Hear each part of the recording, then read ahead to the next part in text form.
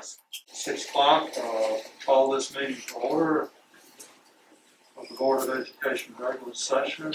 This is a meeting which occurs in public. First item is to approve our agenda, which you see and have before you and have seen. So I need a motion to approve, please.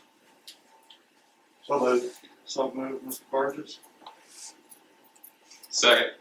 Second, Mr. Ransom. All in favor, please raise your hands. It passes 5-0.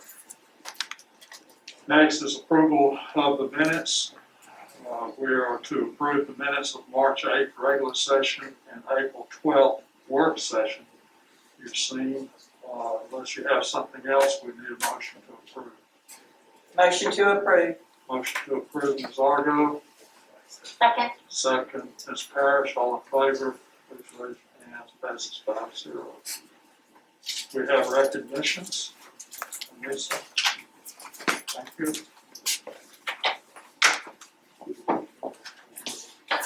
Good evening, board members and Mr. Superintendent. If you'll please come forward for this evening's recognitions.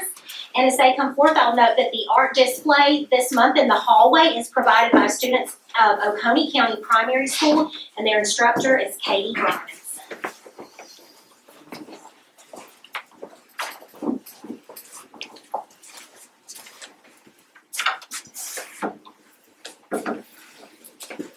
First up, we have our annual service pin recognition, and we are delighted to recognize 3 employees. First up, for 30 years of service, we have George Tack Browning from Dove Creek Elementary School. Come on up, Tack.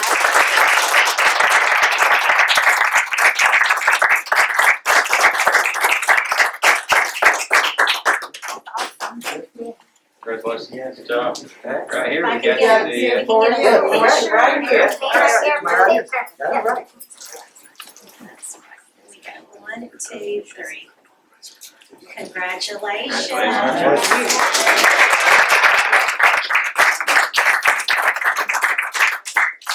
And then for 25 years, first up we have Diane Parr from Column Ferry Elementary School. Here's your key. Stay right here, Diane.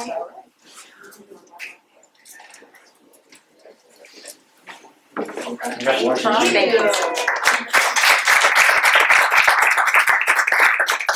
And our final service pin for 25 years this evening is Terry Carter, who is a bus driver. Come on up, Terry.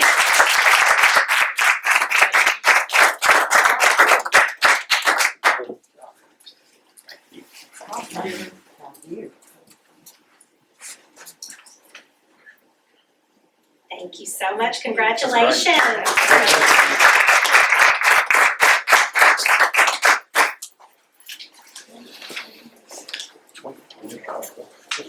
Next up, we have several GHSA 3A swimming honorees, and these are from Oconee County High School.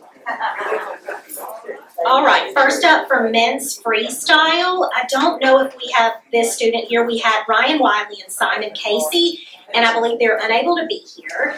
And Ryan Wiley also won in the 200 men's freestyle.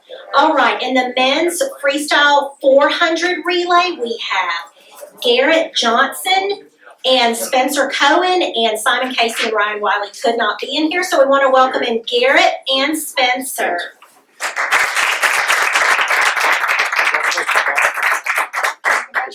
Garrett. Congratulations. And I want to get y'all's picture, please. Perfect. Just if you'll just get right there in the middle. Here we go. 1, 2, 3. All right. Congratulations. All right. And then in the women's medley relay for the 200, we have Eileen Brooke and Addie Haynes and Erin Leonard. Olivia Delatorre could not be here.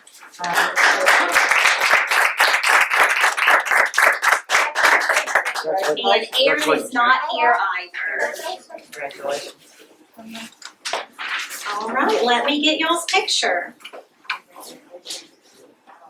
Here we go, 1, 2, 3. Congratulations.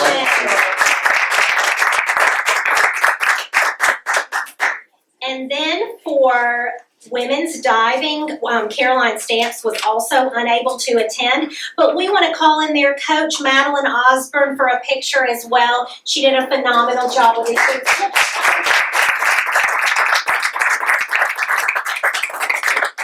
Thank you so much. All right, here we go. 1, 2, 3. Thank you very much.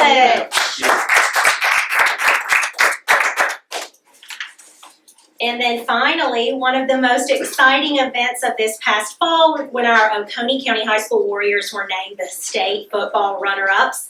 And we're going to bring in the seniors this evening. Coach Nolan will just get their certificates at the end. So we've got a group of seniors coming in to take their picture with all of you. So I'll just read off their names. West Weeks, Carson Stocklinski, Elijah Ham, Dawson Houseman, Rael Luna, Zach Smith, Justin Coleman, Tate Yancey, Jack Hayes, Rob Boswell, Harrison Paget, Liam Lewis, and of course their head coach, Travis Nolan. A round of applause. Okay, next we have Points of Pride. This evening we have Oconee County Primary School. Dr. Brown, welcome this evening. Welcome, Ms. Johnson. Good evening. I'm Catherine Brown, the proud principal at Oconee County Primary School. And I'm Sarah Johnson, the assistant principal. And we get to spend our days at the happiest place on earth. So, do you want to, yes, let's try. If you ask most people throughout, oh wait, there we go. If you ask most people throughout the U.S. where is the happiest place on earth, they may tell you Disney World. However, our little chiefs disagree. It is not uncommon for a parent, student, or community member to tell us that OCPS is in fact the happiest place on earth. Our staff agrees, and we thought it would be fun to spend our time today drawing parallels to illustrate why OCPS is in fact the happiest place on earth. Disney is known for their ability to draw you in, to make you feel as though you're really in another time and place. From interactive rides to thrilling adventures, Disney engages you through what you are seeing and doing.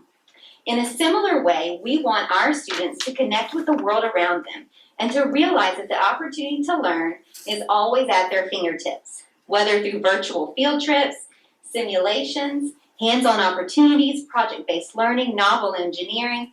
Our goal is to engage our students and to help them see that learning never stops. All you have to do is keep asking questions. Disney is an experience that appeals to all the senses and captures your heart. The sights, smells, sounds. Who hasn't teared up a few times listening to Zippity Doo Dah while they wait to enter the park? In the same sense at OCPS, we are not just educating the mind, but we are supporting the foundational development of the whole child. Through the implementation of Responsive Classroom, we provide our students with opportunities to engage with those around them and build relationships. We teach our students strategies for managing emotions and resolving conflicts. We give them chances to stretch their bodies, move around, and communicate with one another. Disney food may be famous, but it has nothing on the OCPS cafeteria. This year, we have had a 10% increase of students eating in the school cafeteria, which ties with one other school to have the highest growth in the county. In March, we served up an average of 509 meals per day. And this year, we were also excited to receive a Fuel Up to Play grant to purchase breakfast carts and playground equipment. You should come give our food a try someday. You won't be disappointed. Alright. And you never know who you're going to see at the primary school and where you are going to be transported to. Students participate in a storybook character parade in the fall, take a ride on the Polar Express in December, and share their riding around a campfire. This week, our media center has been transformed into a Star Books. Our teachers and students look for opportunities to take our students to new places and interact with new people both in real life or even just in their imaginations. We believe that this is one small way to incite excitement in learning and engage students in a memorable learning process. After all, who doesn't remember their first photo with Mickey Mouse on their first Disney trip? It's a small world after all at OCS. We may be little, but we do big things. Through innovation, we build, write, create, and think critically about the world around us. As a pre-K through 2 school, we take our role of building a strong academic foundation very seriously. But bottom line, we want our students to develop a love of learning that they will take with them for the rest of their lives. After all, Walt Disney said it best, we keep moving forward, opening new doors, and doing new things because we're curious, and curiosity keeps leading us down new paths. While our school has been open since the 1980s, we continue to ask questions, examine our practice, and model curiosity for our students as we help our little chiefs to learn that truly any time they are learning, they are in the happiest place on earth. Thank you.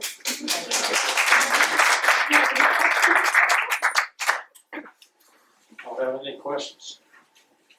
Keep up the good work. Thank you. Good job. We have a lot of fun in I'll our send my jobs. daughter, who is doing work-based learning there, and she thinks it's the happiest place on earth. She's enjoyed it. Thank you.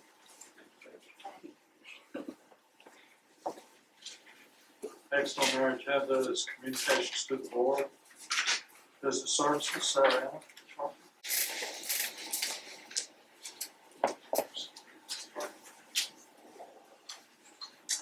Good evening, everyone. Business Services has 6 items of information for this evening's board meeting. The first item that you have is the cash balance report for March. Nearly 450 vendors were paid in the month of March, and the second item of information is a list of all of these vendors. The third item of information is the budget report, and the third quarter of the fiscal year is complete. The fourth item of information is the ELOS collections report. The February collections are 7.6% more than the February 2020 collections, and the rolling average is 3.79% more than the previous year. The fifth item of information is the board report for ELOS 5, and this report has been updated for March collections and expenditures. And the last item of information I have is I wanted to inform the board that all regular, part-time, and full-time employees received the $1,000 Educator Bonus this past Friday, the 16th. So I want to thank the board members for their commitment to ensuring that all part-time and full-time employees did receive this $1,000. As you know, the state funded most of it, but there was some local dollars that were required so that all employees could receive this bonus. So thank you. And that concludes my report, unless there are any questions. Do you know how much longer it'll be before we get the final billing on the North Oconee and the Oconee Middle School lighting project? As soon as operations is satisfied with that and forwards that to us, we'll make that payment. I mean, are there issues still outstanding that the contractor's got to finish that would hold up final payment, or what? I mean, it's been a while, so I'm kind of wondering what's holding up the final payment and closing out of that project. I believe that we're working on a dynamic package that makes the lights do all the different things, and they're finalizing those pieces. And so operations is working with them to finalize. They've had some COVID delayed. So they just don't have that piece of the project completed yet? Yeah, I mean, they have part of it completed, as you know, if you attend the games, they can do that, but they're completing all of that process. And so I believe we will expect that to be completed very soon. Yes, within the next few weeks. So they've got the final push, and it's just installing the last of the dynamic package, and until they do that, we won't permit it. Questions? Thank you. Thank you. Really appreciate it. And next on our agenda is communications to the board, and from Oconee County Library, representing them tonight is Mr. Mark Campbell. My name is Mark Campbell. I am here on behalf of the Oconee County Library Board. just want to take a few minutes to say thank y'all. Thank you for your support of our community, and thank you for your support of the library. You should have received a letter detailing some of the things that the library's done during the last year. I just want to take a brief moment to describe too, as it specifically relates to Oconee County Schools and specifically the support of your appointees or your members from the Board of Education as appointees on the Oconee County Library Board of Trustees. One of those is that Oconee County is the first in the region to have what they have denoted as the play card. So that is the Pines Library Access for Use. Everybody loves acronyms, right? So PLAY. That is the play card. And what that means is that every student at Oconee County Schools now has a library card through that system. Your Director of Technology, Ryan White, worked intimately with the region and with the state to be able to make that happen last fall. And that was a wonderful thing because, as I say, that's leadership within the region and one of the few county library systems in the state that actually has that. So I appreciate Oconee County stepping up, Oconee County Schools stepping up to make that happen. Now everybody else wants that because Oconee County has that. And the second part of that, and one of the things that's allowed to happen is through the library system, they partnered with tutor.com, which allows tutoring materials and tutor access for study guides and for testing and some of those other types of materials that may be available outside the school system to all Oconee County students through that play card, through that play system, so that during those times of break and during the summertime, which when we know the libraries are really active, students can continue to learn and continue to be engaged in education as they move to the next grade level or as they begin to prepare for tests and those types of things. We believe in education and we think that the library is an important part of that. So again, we appreciate your support. I want to come here tonight to personally thank you for that support. The last part of tonight's discussion and communication would be to ask that you continue that support. There is a dollar amount associated with that. We're not asking for more financial contribution during the next fiscal year, but we're also not asking for less financial contribution. I'll be happy to answer any questions that you might have. One final thing I want to say as part of Oconee County Library System is I have here the branch managing librarian, Mr. James Mitchell. James is a new face that joined us during the last 12 months during 2020, and I wanted to make sure that you all had a chance to put a face with the name as well. He's been instrumental in some of the things that we've done through the two branches. That would be both the Watkinsville branch that you're familiar with. It's closest to the building where we're standing tonight, but also the beautiful Bogart branch as well. Hopefully you've had a chance to visit both of those branches. Through the hard work of James, the Oconee County Library is open. I just want to make sure that everybody is aware of that. So when you leave the meeting tonight, feel free to swing by Watkinsville because James will be there. It is open until 9 o'clock tonight. So on Mondays, the hours would be from 10 a.m. to 9 p.m. On Tuesdays through Saturdays, it's 10 a.m. to 6 p.m. And we're working to expand those hours as we change some of the programming from curbside and virtual. But I want to make sure everybody is aware that the library is open for all members of the community, from our youngest to our oldest. Be happy to answer any questions that you have. But again, my point of being here tonight is to just say thank you for making those tough decisions. Thank you for your leadership with our community. And again, thank you for your support of Oconee County Library. That was very timely. Mr. Burgess. One question, you may have just answered my question. I know y'all were operating under some reduced hours for a while, because of the situation we're all in. Based on what you just said, have y'all now returned to a full normal operating schedule? It's not 100%. We are closed on Sundays, which I think if Chick-fil-A can do it, we might can do it as well. From a library system, we're working to update that so that there will be Sunday hours starting on March 17th. And on Wednesday nights, again, there's a talk of advancing those hours as well. But there's always that balance between staffing issues, right? You want to be open as many hours as you can, but you actually have to have the staff that's available to work those hours as well. So it's not back to 100%. Again, some of the challenges are some people like curbside, being able to go online and say, these are the materials that I would want and be able to bring them out to the car. You can do that for some period of time, but you have to balance between what you can do there versus having the actual building or structure open as well. So it's not 100%, but it's working to get there. Do y'all have a plan in place as to when you would anticipate being able to return to 100% open hours? That's correct. May 17th would be the plan for that to gain those additional Sunday and Wednesday hours. Okay, thank you. And again, that's just in time for school to be out for May 21st for the summer. So Thank you. Appreciate you. Thank y'all. Thank you very much. Okay, we have 2 action items tonight. Technology surplus, Dr. Branch, you have a recommendation? Yes, sir. I would recommend the board approve the technology surplus list as presented. And you've heard the superintendent's recommendation. You need a motion to approve. So moved. So moved, Ms. Parrish. second. Second, Mr. Ransom. All in favor, please raise your hands. That passes 5-0. And next is, that you saw last week's the Piedmont Athens Regional Partnership. Yes, sir. Not that we're not always enthusiastic about the technology surplus list, but it gives me great pleasure to recommend approval with this new partnership with Piedmont Athens Regional to provide athletic trainers at our middle school. So we recommend that MOU agreement as presented. Question? You said middle school, Jason. Is that so?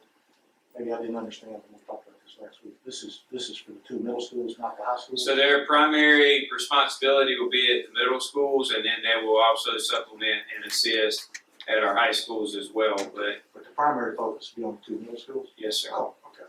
I didn't pick that up last week. Yes, sir. Great. Okay. Recommend approval. All right, Mr. Burgess, made the motion. Second. Second, Mr. Ransom. All in favor, please raise your hands. Passes 5-0. Anyone in the public can communicate on any of these agenda items? At this time, hearing none, we move on. We have a need for executive session this evening, so I need a motion to approve, please. I make a motion the board adjourn to executive session to discuss or deliberate upon personnel matters as described on an affidavit that will be attached to the minutes. Ms. Argo's made that motion. Do we have a second? Second. Second, Ms. Parrish. All in favor, please raise your hands. That passes 5-0. We're adjourned at this time to executive session.